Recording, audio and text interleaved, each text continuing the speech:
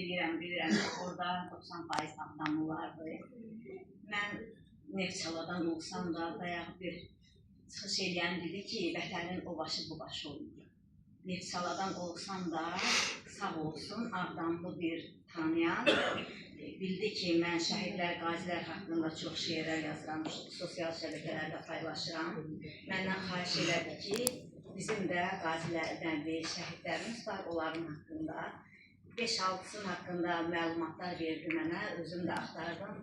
İnternetdən bir xeyli məlumatlar tutdum. Sonra o vasitə ilə Arif xanımla tanış oldum. Nəysə, Bahadur haqqında öyrənəndə artıq çox sevindim ki, ümumiyyətlə Abdal Gülablının hələ xalqı da qəhrəmandır, oğulları da qəhrəmandır. Bahadur haqqında yazanda elə bildim ki, onu haradasa tanıyıram, öz doğmamdır. O qədər ürəyimdə, onsuz da hələ uşaqlıqdan da təmtərlərəm. O qədər də ürəyimdə məhəbbət, səcdə yarandı o gidə qarşı. Artıq hələ bir 3 dəfə mən Bahadur haqqında ayrı-ayrı kitablarımda yazmışam, şeirlər əsr eləmişəm. Halal xoşu evlərində olmuşam. Yəqin ki, tanıyar icra nümayəndələrdə keçən ilki anın təkliyi olmuşam. Çox gözəl, ailə də özü qəhrəman elə bil ki, ailədir. O qeyrətli anan südünü əmib. Ondan qabaq 2 qardaşı Qarabağda döyüşüb. Onlar Volqogradda yaşasa da atası bir ay bala. Sənin qardaşların orada döyüşür, heç olmasa sən yanımızda ol. Onun Sovet ordusu sıralarına çağırıblar olan vətəndaşı olduğuna görə. Orada döyüşdən o elə vəziyyətdə, pulsuz, parasız, hərbi geyimdə qaçıb narahat maşınla gəlib Azərbaycana. Azərbaycanda burada polislər kömək eləyib ona, gedib döyüş bölgəsinə çatmaq üçün. Rəhmətli xanı, Allah rəhmət eləsin, Arifə xanım nömrəsini vermişdi, mənlə danışdıq telefonda. Onun haqqında çox böyük məhəbbətlə, sevgi ilə danışdı Bahadur haqqında, onun igidliyi haqqında.